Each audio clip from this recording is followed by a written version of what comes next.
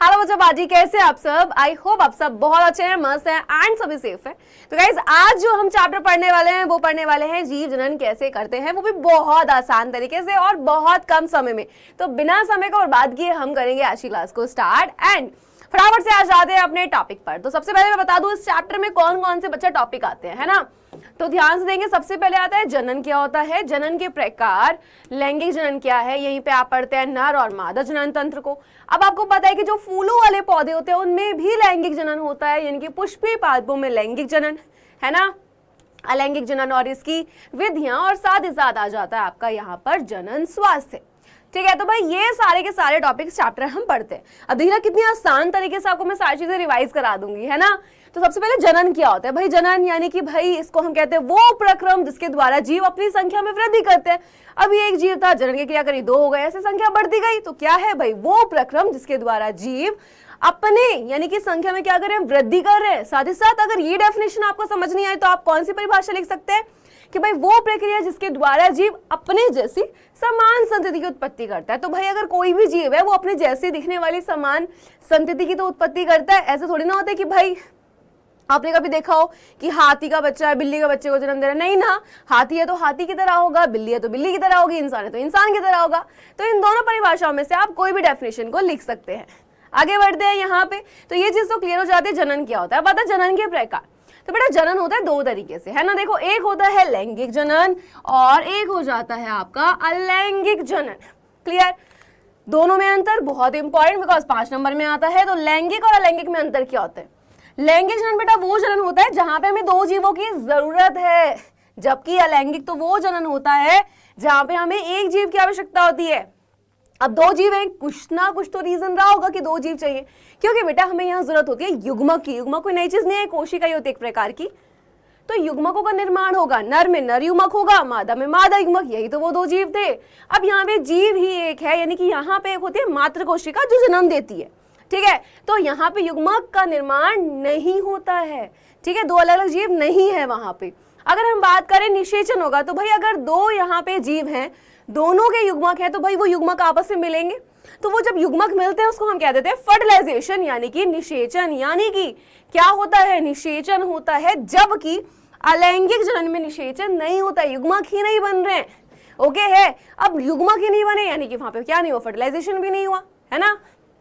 आगे आओ, क्या बनता है बेटा? युग्मनज बन रहा है। तो जब दोनों युग्मक आपस में मिलने के बाद में एक नई कोशिका बनी, इसको हमने युग्मनज कह दिया। तो युग्मनज यहाँ पे बनता है, यहाँ पे नहीं बन रहा है।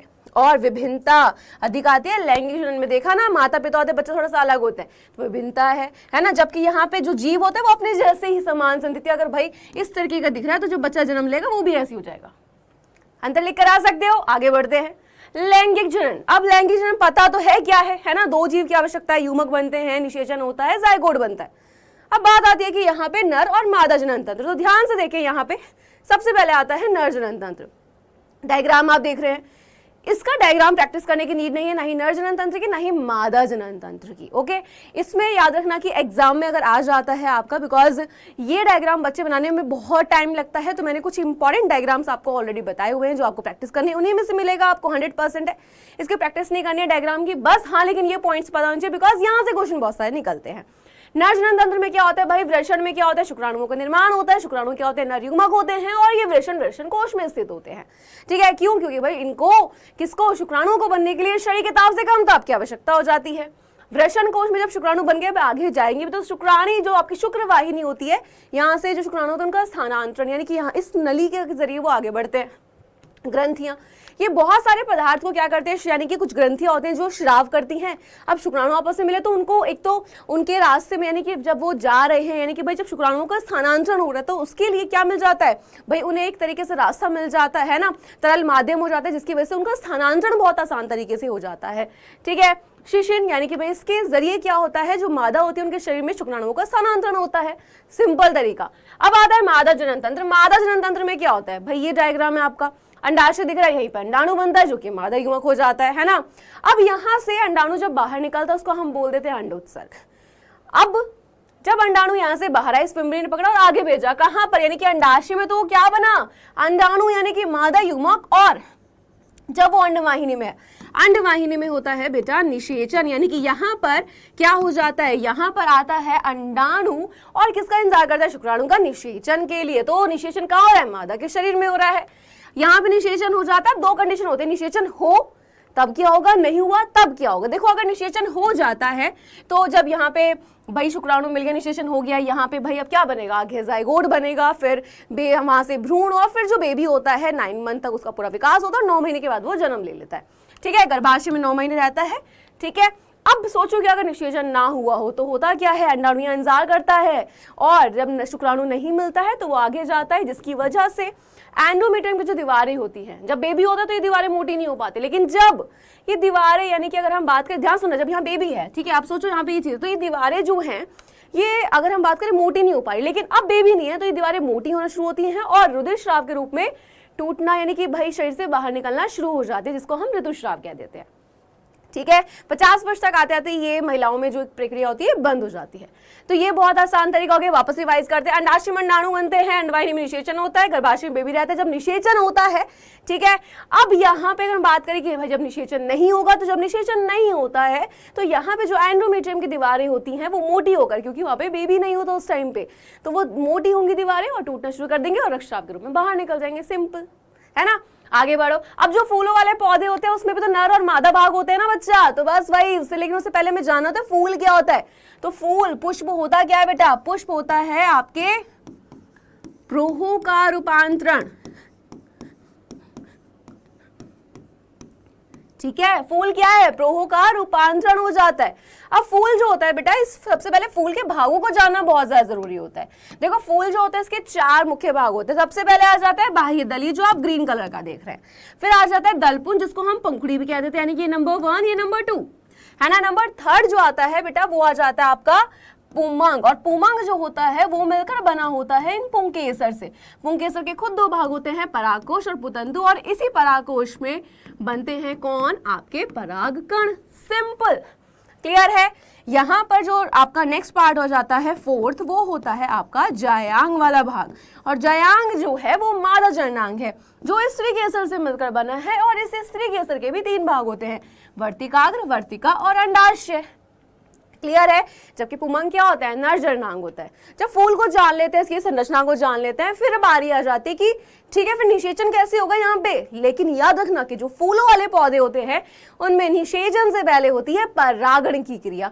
तो ये डायग्राम जो आप देख रहे हैं बहुत आसान तरीके से मैं आपको बता दूं, इस डायग्राम को बहुत ध्यान से देखें। एंड बच्चा ये डायग्राम आपके बोर्ड एग्जाम में बनाने को आता है, एंड ये आता है सीधा लॉन्ग क्वेश्चन में। वेरी शॉर्ट, और शॉर्ट तो तुम कर ही लोगे जब अपना आप लॉन्ग याद हो जाएगा, है ना। आगे आ जाओ। अब एक संरचना दिखाई दे रही है जो कि आपको दिखाएगा कि मादा वाला जो जननांग है वो कैसे है। अंडाशय, वर्तिका, वर्तिकाग्र और बीजांड। बीजांड जो है बेटा, ये बीजांड अंडाशय के अंदर पाई जाने वाली संरचना है, ठीक है, जो आगे चल के बीज बन जाती है। परागण क्या होता है, तो भाई ध्यान से देखना कि जो परागकण होता है, ठीक है, परागकण का, ठीक है, वर्तिकाग्र पर आना क्या कहलाया जाता है, परागकण का वर्तिकाग्र पर आना परागण होता है। परागकण क्या है, नारीमकोद्भेद, वर्तिकाग्र क्या है, मादा भाग है। जब ये वाला आपका परागकण ये यहां से मादा के इस वाले भाग पर आ जाता है, यही आपका परागण हो जाता है। अब ये 2 तरीके से होता है, तो बहुत ध्यान से देखें कैसे 2 तरीके से। एक होता है स्वयं परागण बच्चा, एक होता है आपका पर परागण। स्वयं परागण जो होता है वहां पे हमें एक ही पुष्प की जरूरत होती है, यानी कि याद रखना कि ये द्विलिंगी पुष्पों में होता है, जबकि जो पर परागण होता है वो एकलिंगी पुष्प पे होता है। अब बोलोगे एकलिंगी पुष्प कौन से होते हैं। एकलिंगी पुष्प वो पुष्प होता है कि या तो वहां पे नर भाग हो या फिर मादा वाला भाग हो, ठीक है। अब देखो यहाँ पे इस फूल में आप क्या देख रहे हो कि इसी का परागकण इसी के वर्तिकाग्र पर आ गया, इसी को किसी की जरूरत ही नहीं पड़ी, किसी माध्यम की जरूरत नहीं पड़ी, तो इस तरीके का जो परागण है वो स्वयं परागण हो जाता है। जबकि अगर मैं आपसे बात कर रही हूँ पर परागण की, तो यहाँ पे हमें 2 अलग अलग फूलों की जरूरत होती है। लेकिन याद रखना ऐसा ना हो कि ये गुलाब है दूसरा गेंदा, नहीं, दूसरा भी गुलाब का होना चाहिए। अब देखो इसका परागकण था वो दूसरे के वर्तिकाग्र वाले भाग पर गया, तो इस तरीके से जो परागण होता है उसको हम पर परागण कह देते हैं, और यहाँ पे जरूरत होती है माध्यम की। अब लोग मैं बार बार माध्यम बोल रहा हूँ, ये क्या है, तो भाई जो उस परागकण को पहुंचा रहा है, जैसे हवा चली तो उड़कर गया, बारिश आई पानी से बहकर गया, कोई कीट आके बैठा उसके पैरों पे चिपक के चला गया, तो ये होते हैं माध्यम। ठीक है, अब परागण हो गया, अब क्या होगा? निषेचन। ठीक है, निषेचन क्या है? नर और मादा युग्मक का मिलना, क्योंकि निषेचन से पहले परागण होता है। अब परागण हो गया तो अब क्या होगा? निषेचन। लेकिन कैसे? ध्यान से देखें, जब परागकण यहाँ पर आ जाते हैं तो उससे एक नलिका निकलती है जिसको हम बोल देते हैं पराग नली। ठीक है, तो ध्यान से देखें, परागकण जैसे कि मैंने बोला है ये नर युग्मकोद्भिद है जो नर युग्मक को बनाएगा।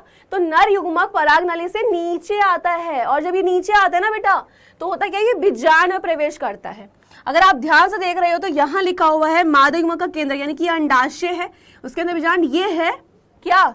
मादा युग्मक का आपका केंद्रक। तो जब यहाँ से याद रखना 2 नर युग्मक आते हैं। ठीक है, तो क्या होता है कि ये जो नर युग्मक यानी कि पराग नली बीजांड में प्रवेश करती है और नर युग्मक मादा युग्मक के केंद्रक से संयुक्त हो जाता है, यानी कि नर और मादा युग्मक आपस में मिले।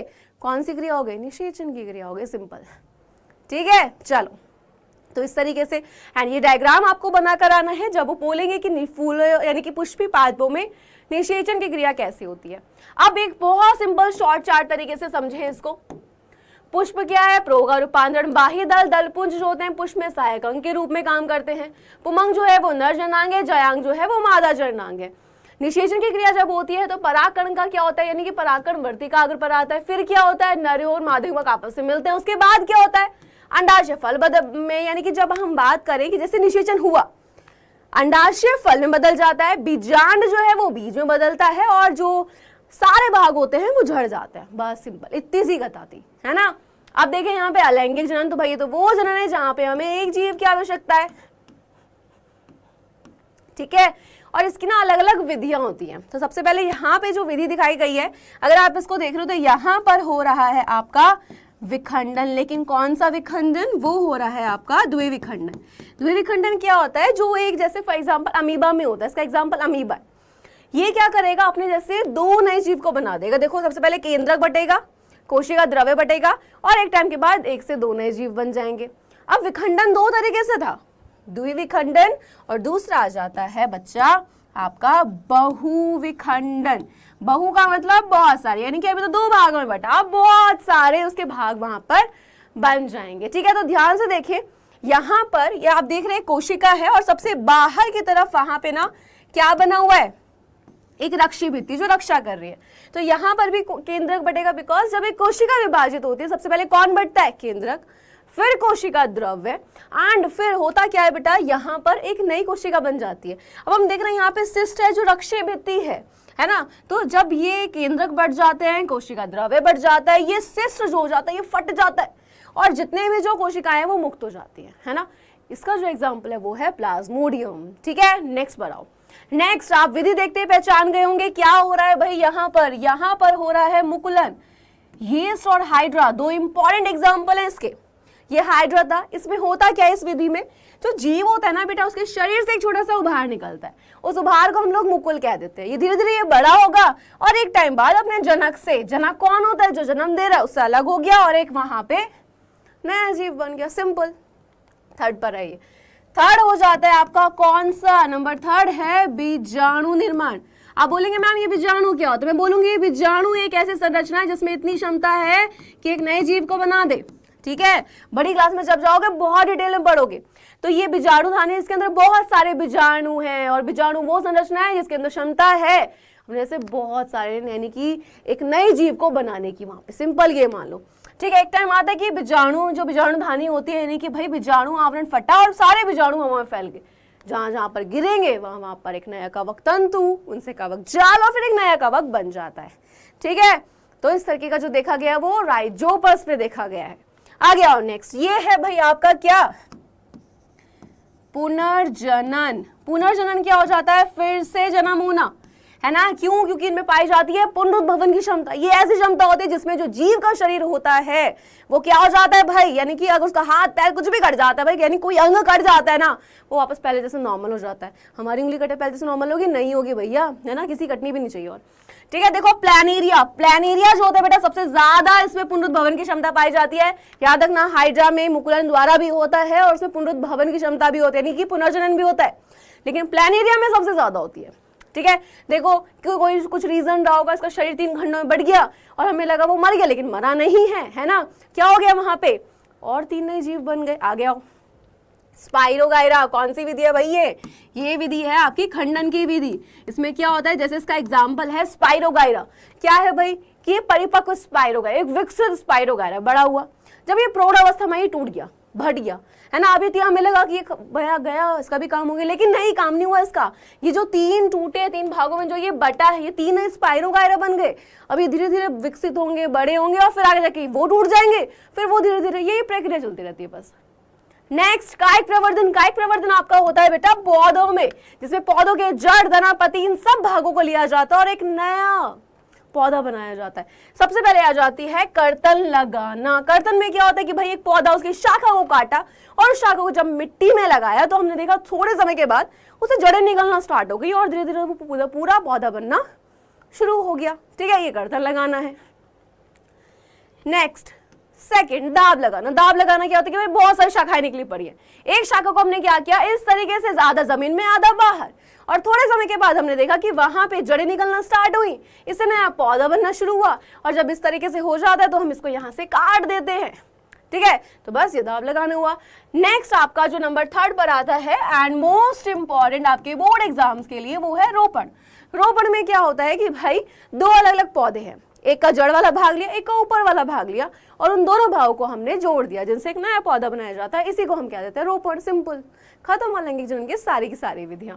अब आ जाता है जनन स्वास्थ्य। भाई जनन स्वास्थ्य क्या है? क्या जो इंसान है, क्या वो जनन की क्रिया के लिए पूरी तरीके से हेल्दी है, सामाजिक, व्यवहारिक, शारीरिक रूप से स्वस्थ है, मानसिक रूप से? तो बस यही चीज देखी जाती है। अगर वो स्वस्थ है तो वो स्वस्थ है ना। अब यहाँ पे रोगों का लैंगिक संचरण, कुछ रोग ऐसे होते हैं जो कैसे फैलते हैं भाई, यानी कि अनेक रोग का लैंगिक संचरण भी हो सकता है। जैसे भाई देखो, कुछ बैक्टीरिया के जरिए फैलते हैं, कुछ वायरस के जरिए फैलते हैं, है ना। बैक्टीरिया के द्वारा, इनकी डिटेल में आपके कोर्स में नहीं है, सिर्फ नाम आपके कोर्स में कि बैक्टीरिया से कौन सा हो रहा है, लैंगिक संपर्क रोग कौन से, वायरस से कौन सा, बस सिंपल। गोनोरिया, सिफिलिस, यूरेथ्राइटिस और सर्विसाइटिस ये बैक्टीरिया से हो रहे हैं। वायरस से सर्विक्स कैंसर, हर्पिस, मस्सा तथा एड्स, ये सब आपके वायरस से होने वाले हैं, है ना। अब यहाँ पे अगर कोई लेडी प्रेग्नेंट नहीं होना चाहती, यानी कि उसके गर्भधारण को रोका जा सकता है, तो गर्भरोधन के अलग अलग क्या हो जाते हैं, प्रकार हो जाते हैं। जैसे यहाँ पे कुछ यांत्रिक अवरोध अपनाते हैं। बेसिकली बच्चा ये यांत्रिक अवरोध क्या करते हैं कि अंडाणु और शुक्राणु को मिलने से रोक देते हैं, है ना। क्योंकि जब अंडाणु और शुक्राणु आपस में मिलेंगे तभी तो निषेचन होगा, और वो मिलेंगे नहीं तो निषेचन कहां से होगा। तो ये यांत्रिक अवरोध क्या करते हैं, अंडाणु और शुक्राणु को आपस में मिलने से रोक देते हैं। रासायनिक तकनीक के जरिए क्या किया जाता है भाई, जैसे यहाँ पे कुछ दवाइयों का इस्तेमाल किया जाता है ना। जैसे लेडी हो गई तो वो कुछ दवाइयाँ खाती हैं प्रेगनेंसी को रोकने के लिए, कि उसमें होता है कि अंडाणु नहीं बनता है, अंडाणु बनेगा तो निषेचन कहाँ से होगा।